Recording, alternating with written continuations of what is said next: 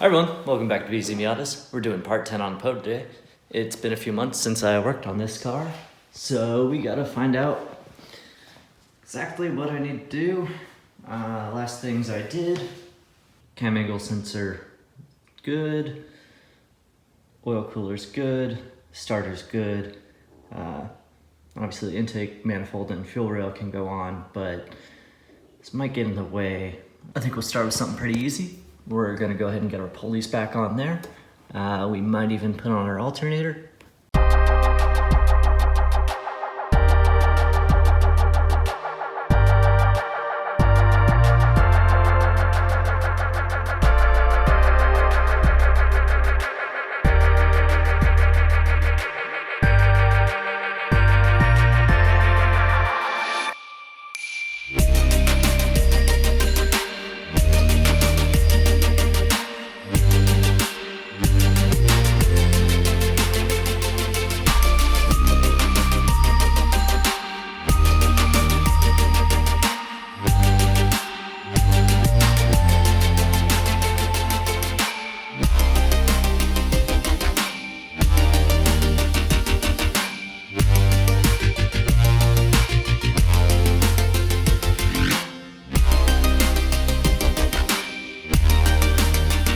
We're recording that booty. Let's zoom in. Enhance. Enhance on that booty. Leave that part in, ladies.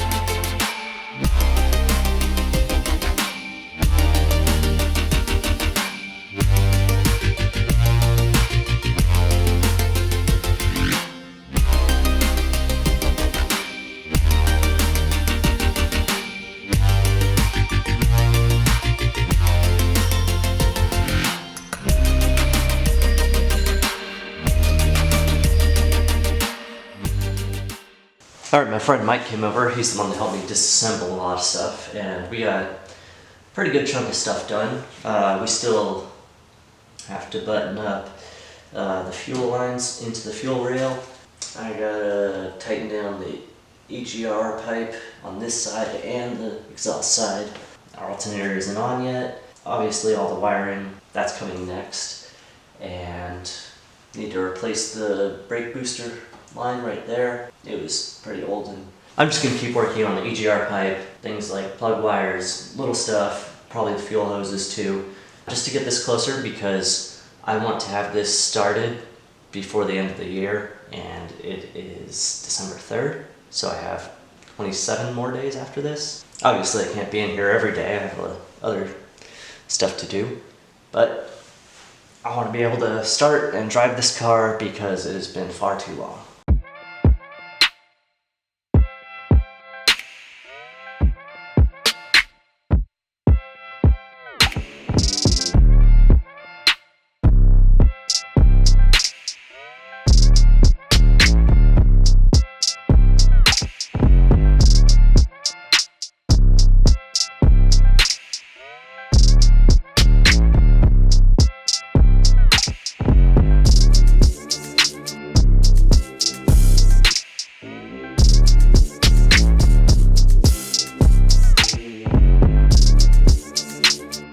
Alright, just hit the fuel lines on. You definitely want to have them on the fuel rail before you put the fuel rail on. And just snaking through the intake and everything, because it was a nightmare to get to the clamps underneath in between. We're gonna get the crank speed sensor on, and then maybe the alternator.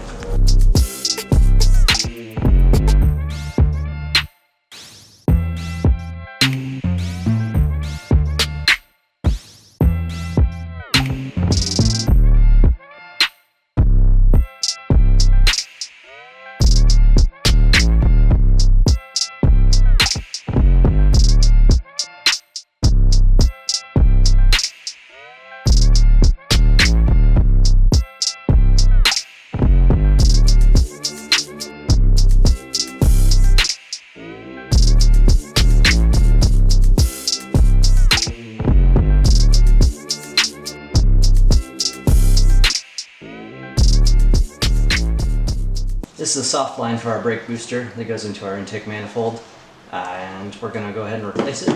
Got a new hose. I think this dip might exist. I don't exactly know how brake boosters work, other than the fact they need air, and don't know if the actual brake fluid contacts the air at any point in the system, but I think that's why this might have the dip in it. Otherwise it could just go straight up and at an angle. So I think we'll just recreate the dip.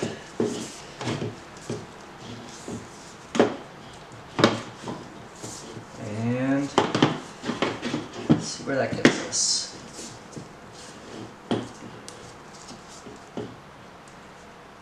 Now we're gonna cut it about at the X.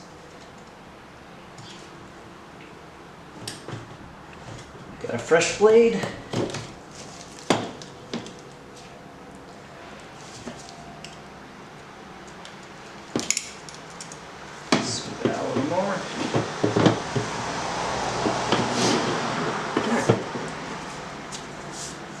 Hose is actually longer than I thought, and well, it cuts a bit long too.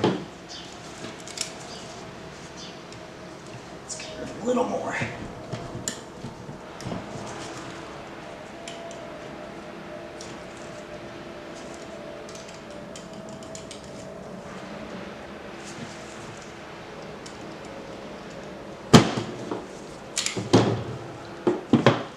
Perfect.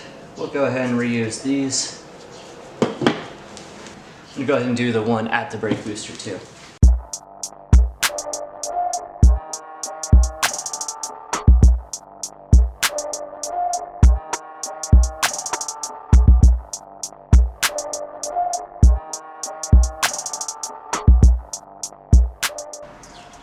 Alright, inside the hose in about the middle, looks like there's some kind of possibly one-way valve in there. I'm gonna cut it out and see.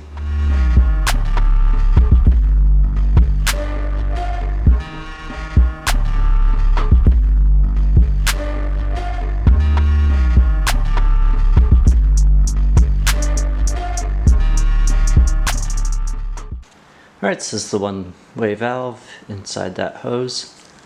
This was facing the brake booster. There's the other side there. But the problem is, you can see the angle there, and so the top part is about 3/8. Everything else is bigger. So it'll be very hard to press into our new one. I didn't know this was in there, otherwise I would have left that hose and just done the other one.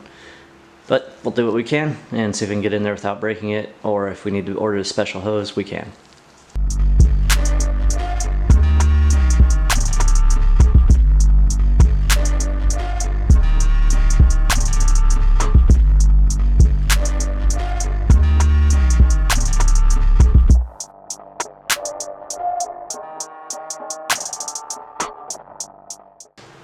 Alright, so I think I got confused on which way the valve was facing when I pulled it out. So I pushed it further in towards about the middle of the hose so I can go either way now. But I have to do something gross. Alright, I can go in that way, you can't go out that way. I don't know which way it needs to go. It has to go into the brake booster. Does it need to come out? Does it only build pressure? Does it never stop building pressure? I don't know. I have WD-40 and hose in my mouth.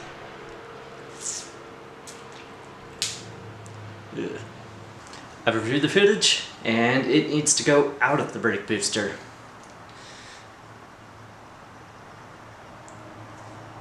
It's gotta go in somewhere else, right? The pedal? I should learn about brake boosters.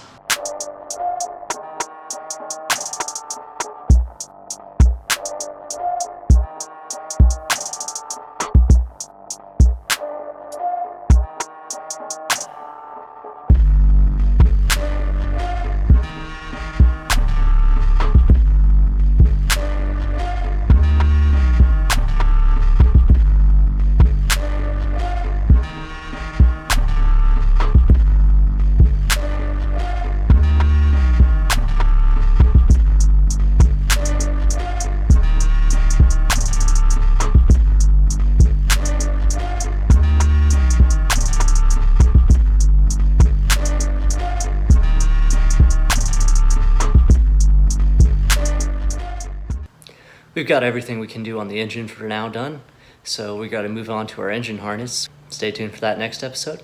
Thanks so much for watching. Feel free to like and subscribe. Catch you later. Bye.